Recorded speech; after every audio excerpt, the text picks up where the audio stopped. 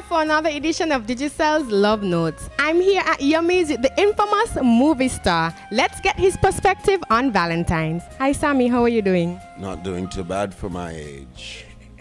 So, Sammy, do you believe in Valentine's? A little bit of it, because it's good to be in love. Great. So, what are you going to be doing for Valentine's this year?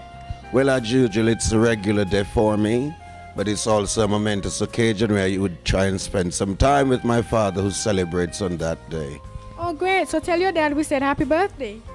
All right, I'll do just that for you. So, Sammy, tell me, if you had that special someone to celebrate Valentine's Day with, what do you think you would want to do?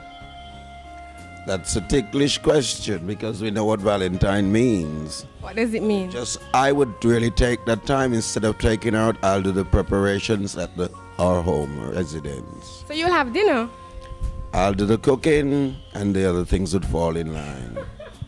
Great. So there you had it. Movie star perspective on Valentine's. That's another edition of Digicel's Love Notes for you.